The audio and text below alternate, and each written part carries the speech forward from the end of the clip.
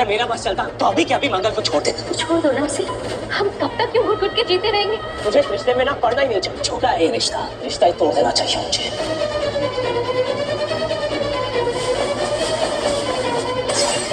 ये तस्वीर कैसे गिर गई? कोई अपशगुन तो नहीं? मंगल तुम यहाँ कैसे आ गई? हे माता रानी, मंगल ने कहीं सब कुछ सुन तो नहीं लिया? आपने मेरी सास को धक्का कैसे दिया? इतनी हिम्मत, कोई लिहाज कोई शर्म है आपको? अपने हाथ भी कैसे लगाया अम्मा को? मंगल इतनी औची गिरी हुई हरकत करते शर्म नहीं आई आपको? मेरा खून खोल गया देखकर, मैं बर्दाश्त नहीं करूंगी। आपने मेरे पति, मेरी बहन, मेरे परिवार का अपमान किया है। मंगल चलो यहाँ से, ये तो है ही घटिया। ऐसे घटिया लोगों से मुंह लगने की कोई जरूरत नहीं है बेटा। ऐसे मंगल तुम यहाँ कैसे आ गई? शायद माता रानी ने रिहा भेज दिया ताकि मुझे सच का पता चले।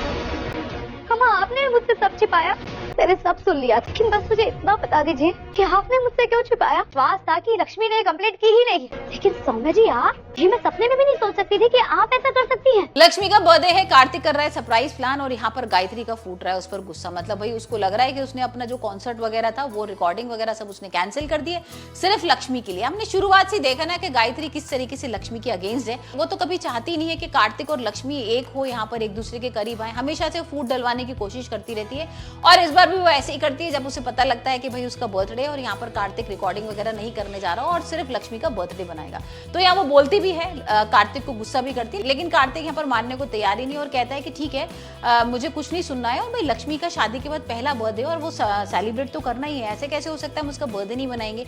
और यहाँ गायत्री कह भी रही है कि भाई तुम तो उससे गुस्सा थे ना, उसने किस तरीके की हरकत की थी आदित्य वाली, तो यहाँ वो सुनने को तैयार ही नहीं। वो कह रहा है कि नहीं उसका बर्थडे बनाना ही है। और वहीं हम देखेंगे कि भाई कार्तिक के सामने और जब गायत्री के सामने ये सच आएगा कि लक्ष्मी बेकसूर थी और ये सारा काम सौम्या ने किया था, तब देखते हैं क्या होता है।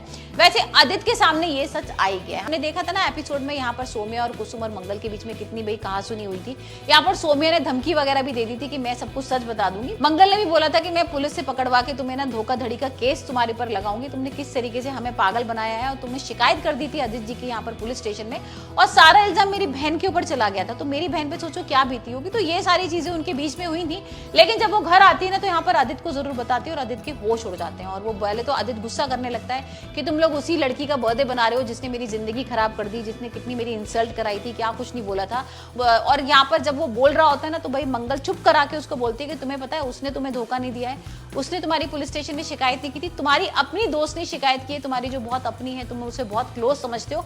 और जैसे वो सौम्या का नाम बोलती है ना वैसे ही उसके होश उड़ जाते हैं और उसको समझ में नहीं आता कि सौम्या ऐसा कुछ भी कर सकती है। तो अब देखते हैं कि भाई आदित्य को विश्वास तो हो नहीं रहा है, लेकिन आदित्य के सामने जब प्रूफ आएगा तब पता लग जाएगा कि सौम्या ने ये किया है। अब सौम्या किस तरीके से बचेगी ये तो आने वाले एपिसोड में ही देखेंगे, क्योंकि सौम्या को ये तो समझ में आ गया था कि ये सब लोग एक घर से मेरे से लड़के गए, तो अब घर पे जाके आदित्य को तो भाई सब कुछ बताने वाले हैं। और आदित्य के सामने जब ये सच आएगा कि मैंने शिकायत की थी तब क्या होने वाला है, तो उसके लिए भी उसने सारा प्लानिंग करके रखा है। लेकिन इस बार बहुत इंटरेस्टिंग होने वाला है कि आदित्य इस बार भाई सौम्या के जाल में फंसेगा या नहीं।